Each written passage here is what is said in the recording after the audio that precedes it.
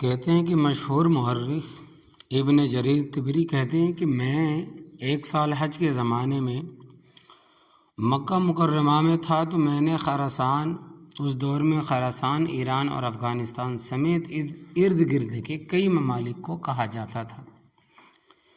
فرماتے ہیں کہ وہاں سے آئے ہوئے ایک شخص کو اعلان کرتے ہوئے سنا کہ وہ کہہ رہا تھا کہ اے مکہ کے رہنے والوں، اے حج کے لیے دور دراز سے آنے والوں، میری ایک تھیلی گم ہو گئی ہے جس میں 1000 دینار تھے۔ جو شخص بھی مجھے واپس کر دے تو اللہ تبارک و تعالی اسے بہترین جزا دے اور جہنم سے آزادی عطا کرے۔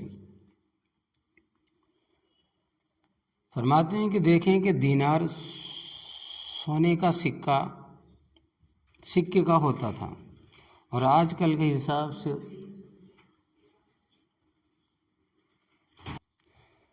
تو جو دینار ہوتا تھا وہ سونے کے سکے کا ہوتا تھا اور آج کل کے حساب سے اس کا وزن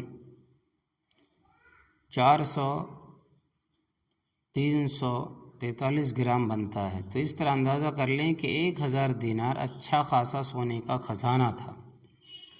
یہ اعلان سنتے ہی مکہ مکرمہ کے ایک بوڑھے صاحب اٹھے اور انہوں نے اس اعلان کرنے والے کو مخاطب کر کے کہا، اے خراسانی بھائی، ہمارے شہر کے حالات آج کل بہت ہی دیگر گوں ہے، یعنی کہ بہت خراب ہے۔ ہر طرف قحط سالی نے ڈیرے ڈالے ہوئے ہے، مزدوری کے مواقع بھی نہ ہونے کے برابر ہے، فقر و غربت کا دورہ ہے۔ آپ کے لیے میرا مشورہ یہ ہے کہ آپ اس شخص کے لیے جو آپ کا مال لوٹا دے کچھ انعام کا اعلان کر دو۔ ممکن ہے کہ وہ مال کسی فقیر اور محتاج کے ہاتھ لگا ہو، تو جب وہ انعام کا اعلان سنے گا تو آپ کے مال کو لا کر دے دے گا تاکہ اسے بھی حلال طریقے سے کچھ دینار مل جائے۔ خراسانی شخص نے پوچھا، آپ کے خیال میں ایسے شخص کا انعام کتنا ہونا چاہیے؟ مکہ مکرمہ کے رہائشی ان بزرگ عمر شخص نے کہا کہ 1000 دینار میں سے کم از کم 100 دینار تو ہونا ہی چاہیے۔ لیکن خراسانی شخص اس پر راضی نہ ہوا اور اس نے کہا کہ میں اپنا معاملہ اللہ تبارک و تعالیٰ کے حوالے کرتا ہوں، آج مجھے مال نہ ملا تو کوئی بات نہیں، روز قیامت تو مل ہی جائے گا۔ ابن جریر طبری کہتے ہیں کہ میں یہ سارا مکالمہ سن رہا تھا اور میں سمجھ گیا کہ یہ مال کسی اور کا نہیں، اسی بابا جی کو ملا ہے، لیکن یہ بغیر کسی حلال انعام کے اسے واپس نہیں کرنا چاہتا۔ شاید یہ بہت محتاج اور فقیر ہے۔ میں نے اپنے شک کو یقین میں بدلنے کے لیے ایک اور اصل صورتحال سمجھنے کے لیے اس کا پیچھا کیا کہ یہ کہاں جاتا ہے۔ وہ بابا جی اپنی جگہ سے اٹھے اور مکہ مکرمہ ایک پرانے محلے کے کچے گھر میں داخل ہوئے۔ ابن جریر طبری باہر کان لگا کر سن رہے تھے۔ اندر یعنی گھر سے آواز آئی کہ بابا جی اپنا اہلیہ کو کہہ رہے تھے، گھر سے آواز آئی کہ بابا جی اپنی بیوی کو کہہ رہے تھے کہ اے لبابا، دیناروں کا مالک مل چکا ہے اور ہمیں دینار واپس ہی کرنے پڑیں گے۔ میں نے اسے کچھ انعام دینے کا ہی کہا لیکن وہ تو اس سے بھی انکاری ہے۔ میں نے اسے کچھ انعام دینے کو کہا لیکن وہ اس سے بھی انکار کرتا ہے۔ کئی دنوں سے فاقے کی ستائے ہوئی اہلیہ نے جواب دیا، میں 50 سال سے آپ کے ساتھ غربت بھری زندگی بسر کر رہی ہوں لیکن کبھی اپنی زبان پر حرف شکایت نہیں لائی، شکایت کا جو حرف ہے وہ ابھی تک نہیں لائی، لیکن اب تو کئی دنوں سے فاقہ ہے۔ پھر ہم دونوں کی ہی بات نہیں، گھر میں ہماری 4 بیٹیاں، آپ کی 2 بہنیں اور آپ کی والدہ بھی ہیں، انہی کا کچھ خیال کر لو۔ یہ مال جیسا بھی ہے آج خرچ کر لو، کل کو ممکن ہے اللہ تبارک و تعالیٰ تمہیں مالدار کر دے تو یہ قرض چکا دینا۔ بابا جی نے اپنی لرزتی ہوئی کپ کپاتے ہوئے آواز میں کہا کہ اب میں 86 برس کی عمر میں آ کر اب حرام کھانا شروع کر دوں، جب کہ میں نے پوری زندگی صبر اور شکر میں گزار دی ہے۔ اب تو یوں سمجھو کہ میں قبر میں پاؤں لٹکائے ہوئے بیٹھا ہوں، مجھ سے یہ نہ ہو سکے گا۔ اس پر بیوی بھی خاموش ہو گئی۔ ابن جریر طبری رحمۃ اللہ علیہ کہتے ہیں کہ یہ سب باتیں سن کر بہت حیرانی ہوئی اور واپس حرم شریف میں آ گیا۔ اگلے دن جب سورج کچھ بلند ہوا تو وہی کل والا خراسانی شخص اپنے گم شدہ مال کا اعلان کرنے لگا۔ پھر وہی بابا جی کھڑے ہوئے اور انہوں نے کہا کہ اے خراسانی بھائی، میں نے کل بھی آپ کو ایک مفید مشورہ دیا تھا، اگر آپ 1000 دینار میں سے 100 دینار نہیں دے سکتے تو 10 دینار ہی دے دے، تاکہ اگر کسی غریب فقیر محتاج کو آپ کا مال ملا ہے تو اس کا بھی کچھ بھلا ہو جائے۔ ابن جریر طبری کہتے ہیں کہ اس طرح دوسرا دن بھی بیت گیا اور خراسانی شخص کو اس کا مال نہیں مل سکا۔ جب تیسرے دن کی صبح ہوئی تو پھر وہ کر اپنے گم شدہ مال کا اعلان کرنے لگا۔ اب پھر وہی بابا جی کھڑے ہوئے اور انہوں نے کہا کہ خراسانی بھائی، میں نے پرسوں آپ کو 100 دینار انعام کا اعلان کرنے کا مشورہ دیا، لیکن آپ نہیں مانے۔ کل 10 دینار کا مشورہ دیا، اس پر بھی آپ نے انکار کر دیا۔ چلو 1 دینار ہی انعام کا اعلان کر دو۔ ممکن ہے کہ جس غریب کو ملا ہے اس کے گھر میں کئی دن سے فاقہ ہو تو وہ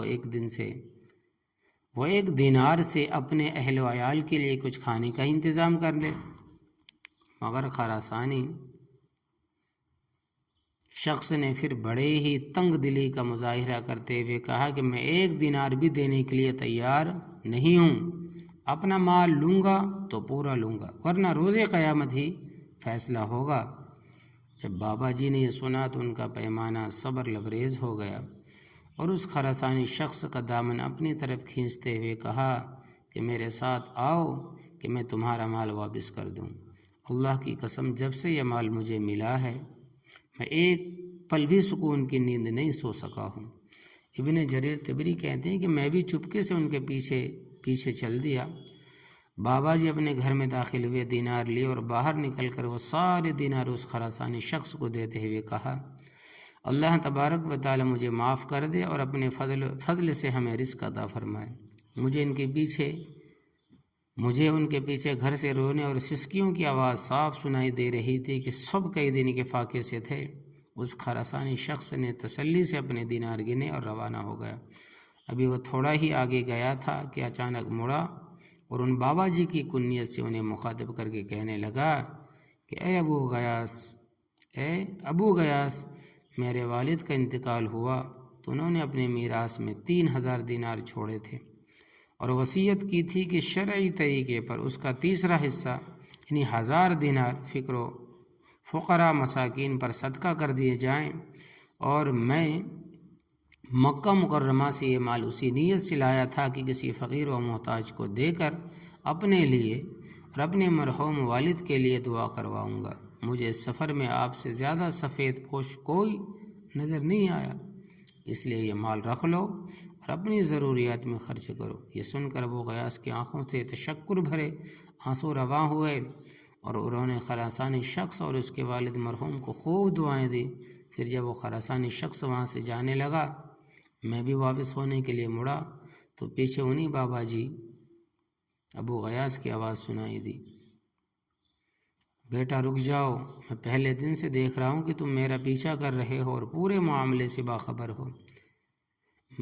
میں نے اپنے شیخ احمد بن یونس یربوعی رحمۃ اللہ علیہ سے اور انہوں نے اپنے امام مالک رحمۃ اللہ علیہ سے اور امام مالک رحمۃ اللہ علیہ نے حضرت نافع رحمۃ اللہ علیہ سے سنا کہ حضرت عبداللہ ابن عمر رضی اللہ تعالیٰ عنہما بتاتے تھے کہ جناب نبی کریم صلی اللہ علیہ وسلم نے حضرت عمر اور حضرت علی رضی اللہ تعالیٰ عنہ کو فرمایا تھا کہ جب اللہ تبارک و تعالیٰ تمہیں کوئی ہدیہ تحفہ بغیر مانگے اور بغیر نفس کے انتظار کے دے دے تو اسے قبول کر لینا اور رد نہ کرنا۔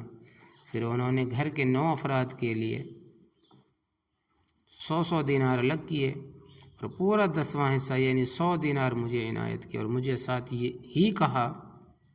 ساتھ ہی کہا کہ یہ حلال مال ہے، اسے احتیاط سے خرچ کرنا۔ ابن جریر طبری کہتے ہیں کہ وہی 100 دینار 2 سال تک خرچ کرتا رہا اور خوب علم حاصل کیا۔ اللہ کریم ہم سب کو اپنے لطف و احسان سے اس کا یقین عطا فرمائے کہ جو رزق ہمارے نصیب میں لکھا ہے وہ ہمیں ضرور ملے گا، چاہے وہ کہیں بھی ہو اور کس شکل میں بھی ہو، اور جو رزق ہمارے حصے کا نہیں ہے وہ ہمارے کام نہیں آئے گا، خواہ ہمارے ہاتھ ہی میں کیوں نہ ہو۔ بس رزق حلال کے اہتمام اور حرام روزی سے بچنے کی یہی کنجی ہے۔ باقی رزق حلال کے لیے محنت، مسنون دعاؤں اور مقبول وظائف بھی بندے کو اللہ تبارک و تعالیٰ سے جوڑنے کے ذرائع اور بہانے ہیں۔ تو انسان کو چاہیے کہ اللہ تبارک و تعالیٰ سے دعا بھی کرے اور محنت اور مشقت بھی کرے رزق حلال کے لیے۔